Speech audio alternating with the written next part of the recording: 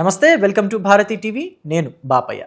ఏబిఎన్పై YCP దాడి అసలు కారణాలు చెప్తా వినండి అని చెప్పేసి ఈ వీడియోకి నేను ఒక టైటిల్ పెట్టాను. మనమంతా చూసాము, నిన్న వైఎస్ఆర్ కాంగ్రెస్ పార్టీ నాయకులు కార్యకర్తల్ని వెంటేసుకు వెళ్ళి హైదరాబాద్లోని ఏబిఎన్ ఆంధ్రజ్యోతి కార్యాలయం మీద దాడికి తెగబడ్డారు. అయితే ఈ దాడికి కారణం ఏంటి అని అంటే గనక ఏబిఎన్ ఆంధ్రజ్యోతి ఎండి రాధాకృష్ణ కొన్ని కీలకమైన కామెంట్స్ చేశారు వైసీపీని ఉద్దేశించి. దానికి సంబంధించే దాడి జరిగింది అని చెప్పేసి మనం నిన్న మాట్లాడుకున్నాం, ఒక వీడియో కూడా మన ఛానల్లో చేశాం. అయితే అసలు కారణం మాత్రం వేరే ఉంది. ఇది కేవలం పైకి చూపించడానికి, దాడి చేయడానికి ఒక కారణంగా పైకి చూపించారంతే. నిన్న మనం చెప్పుకున్న కారణం వైసీపీ వాళ్ళు దాడి చేయడానికి పైకి చూపించుకున్న కారణం. అసలు కారణం వేరే ఉంది అని చెప్పేసి ఇప్పుడు తెలుస్తుంది. దాని గురించి నేను మీకు పూర్తిగా డీటెయిల్స్ తెలియజేస్తాను. ఎక్కడా స్కిప్ చేయకుండా ఎండ్ వరకు చూడండి. అయితే నిన్న వైసీపీ నేతలు చూపించిన కారణం ఏంటి అనేది మనం మాట్లాడుకున్నాం కదా, జస్ట్ ఒకసారి రీక్యాప్ చేసుకుందాం. ఏబిఎన్ ఆంధ్రజ్యోతి ఎండి రాధాకృష్ణ వైఎస్ఆర్ కాంగ్రెస్ పార్టీ నాయకులను ఉద్దేశించి కీలకమైన కామెంట్స్ చేశారు. వాళ్ళంతా కూడా ఆ పార్టీ అధినేత జగన్మోహన్ రెడ్డి ఏది చెప్తే అది గుడ్డిగా గంగిరెద్దులాగా ఫాలో అవుతారు. కుడి ఎడమ ఆలోచించరు, ముందు వెనక కూడా చూసుకోరు. ఆయన నంది అని చెప్తే నందే, పంది అని చెప్తే పందే. నందిని చూపించి పందన్నా అవునంటారు, పందిని చూపించి నందనమన్నా వీళ్ళంతా దాన్ని నందే అంటారు. పందిని కూడా నందనే పిలుస్తారు. అంతేకాదు వాళ్ళ భార్యల్ని చెల్లెళ్ళుగా భావించండి అని అంటే, ఎస్ వాళ్ళు మా చెల్లెళ్ళే, మంచి సంబంధాలు కూడా చూసి పెళ్లి చేస్తామని కూడా మాట్లాడతారు వీళ్ళు అని చెప్పేసి ఆయన కామెంట్ చేశారు. దీని కామెంట్ ఎప్పుడొచ్చింది? ఇలాంటి కామెంటు ఏబిఎన్ ఆర్కే నుంచి అని అంటే వీకెండ్ కామెంట్ విత్ ఆర్కే అని చెప్పేసి శనివారం సాయంత్రం వచ్చింది. వీళ్ళకి రోషం ఎప్పుడు పొడుచుకొచ్చింది? మంగళవారం మధ్యాహ్నానికి పొడుచుకొచ్చింది. అంటే దొంగల పడ్డ 6 నెలలకి ఏదో జరిగినట్టుగా అని చెప్పేసి వీళ్ళు శనివారం సాయంత్రం జరిగిన దానికి మంగళవారం మధ్యాహ్నం గొడవకు దిగారు. అయితే ఈ గొడవకు దిగడానికి వెనక 2 కారణాలు ఉన్నాయి. మావిగన్ని సైడ్ చేయడానికి, మావిగన్ అనే విషయంలో జగన్మోహన్ రెడ్డి ఎంత ట్రోల్ అవుతున్నాడు, వైసీపీ పార్టీ ఎంత ట్రోల్ అవుతుంది అనే దాన్ని సైడ్ ట్రాక్లోకి తీసుకువెళ్ళాలి అని చెప్పేసి వాళ్ళంతా కూడా ఏబిఎన్ మీద దాడికి వచ్చారు. అసలు మావిగన్ అనే దాన్ని తెర మీదకి ఎందుకు తీసుకొచ్చారు? అమరావతికి చట్టబద్ధత కల్పించారు కూటమి సర్కారులోని నేతలంతా కలిసి. చంద్రబాబు నాయుడు అటు కేంద్ర పెద్దల్ని కూడా కలుపుకొని, ప్రధాని నరేంద్ర మోదీని, అమిత్ షాని, ఇక్కడ రాష్ట్రంలోని పెద్దల్ని కలుపుకొని, అంటే పవన్ కళ్యాణ్ని, ఇలాంటి వాళ్ళందరినీ కూడా కలుపుకొని ముందుకు వెళ్ళి అమరావతికి చట్టబద్ధత కల్పించారు. అంతేకాకుండా రాష్ట్రపతి కూడా దాని మీద సైన్ పెట్టేసింది. గెజిట్ నోటిఫికేషన్ వచ్చేసింది. అమరావతికి దాన్ని కదిలించలేరు, ఇటుక కూడా పేకలేరు, ఇసుక రేణువు కూడా లాగలేరు అమరావతిలో నుంచి. సో దీన్నంతా కూడా ప్రజలంతా మాట్లాడుకుంటున్నారు అమరావతి గురించి. సో దీన్ని సైడ్ ట్రాక్ పట్టించాలి.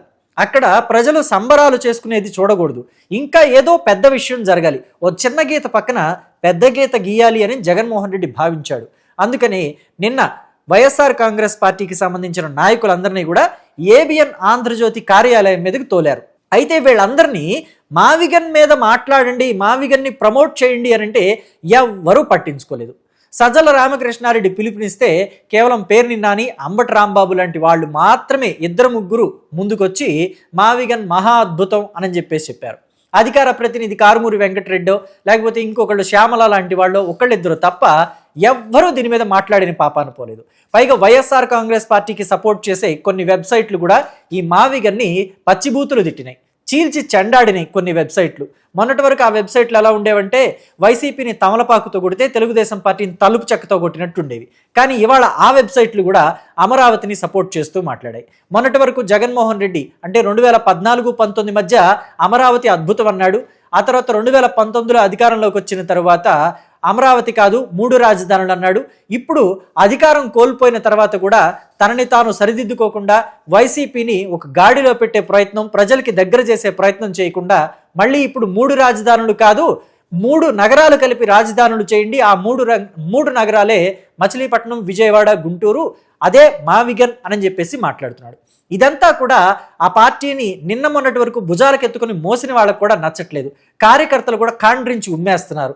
సోషల్ మీడియాలో చూస్తే అసలు జగన్మోహన్ రెడ్డి మాట్లాడిన దాని కింద సాక్షిలోనే పచ్చి బూతులు వస్తున్నాయి. నేను కూడా దాని మీద ఒక వీడియో చేశాను, మీరు మన ఛానల్లో ఉంది, చూడొచ్చు. సో ఇవన్నిటినీ కూడా side track పట్టించాలనుకున్నాడు Jaganmohan Reddy.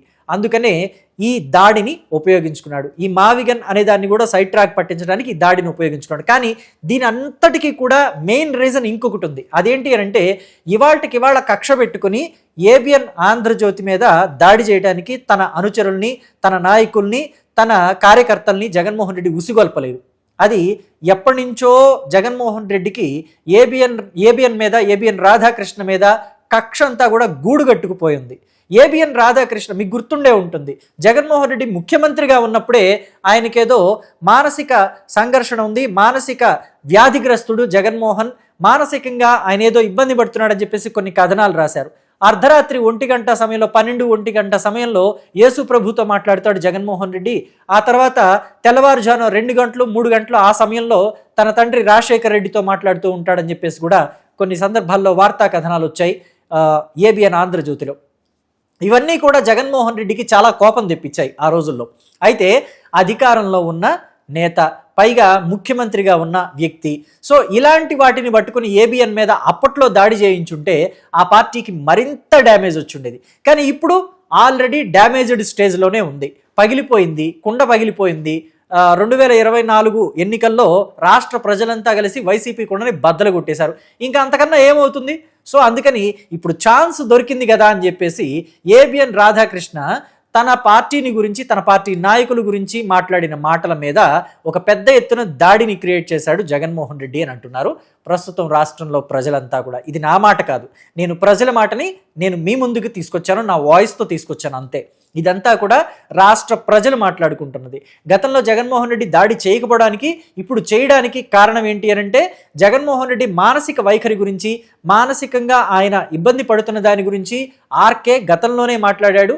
So అందుకనే ఆర్కే పలుకులో వచ్చిన ఆ వ్యాఖ్యలన్నిటినీ కూడా జగన్మోహన్ రెడ్డి మనసులో పెట్టుకుని ఇప్పుడు దాడి చేశాడు. మళ్ళీ పైగా ఎప్పుడూ కూడా ఏబిఎన్ ఆంధ్రజ్యోతి వైసీపీని తూర్పారబడుతూనే ఉంటుంది, వైఎస్ఆర్ కాంగ్రెస్ పార్టీ తీసుకున్న నిర్ణయాలను వ్యతిరేకిస్తూనే ఉంటుంది. ఫర్ ఎగ్జాంపుల్ 3 రాజధానుల నిర్ణయం తీసుకున్నప్పుడు కూడా ఏబిఎన్ ఆంధ్రజ్యోతి వ్యతిరేకించింది. అలాగే 3 రాజధానుల గురించి మాట్లాడుతూ ఇక్కడ రాజధాని ఉండాల్సిందే విశాఖపట్నంలో, 3 రాజధానులు గొప్ప నిర్ణయం అని చెప్పేసి వైసీపీ నాయకులు మాట్లాడారు కదా. బొత్స సత్యనారాయణ లాంటి వాళ్ళు, ధర్మాన ప్రసాదరావు లాంటి వాళ్ళు, అలాగే ఇంకొక ఆయన కూడా మాజీ మంత్రి సీదిరి అప్పలరాజు, ఇలాంటి వాళ్ళంతా మాట్లాడుతూ అమరావతిలోనే డబ్బంతా తీసుకెళ్లి పెడుతున్నాడు చంద్రబాబు నాయుడు, ఉత్తరాంధ్ర ప్రాంతాలని అశ్రద్ధ చేస్తున్నాడు అన్నప్పుడు వాళ్ళని కూడా కడిగి పారేశారు ఏబిఎన్ ఆంధ్రజ్యోతిలో. సో మళ్ళీ పైగా ఇప్పుడు మావిగన్ గురించి వీళ్ళంతా కూడా ప్రపోజ్ చేసినప్పుడు జగన్మోహన్ రెడ్డి అండ్ కో మావిగన్ని ప్రపోజ్ చేసి మావిగన్ని రాజధానిగా చేయాలన్నప్పుడు వాళ్ళు మాట్లాడకపోవటాన్ని కూడా ఏబిఎన్ ప్రశ్నించింది. సో ఇన్ని రకాలుగా ఏబిఎన్ ఒక ఆట ఆడుకుంటుంది వైసీపీ తోటి. సో ఎలా కక్షని వెళ్ళగక్కాలి అని చెప్పేసి టైం కోసం ఎదురు చూస్తూ ఉన్నారు.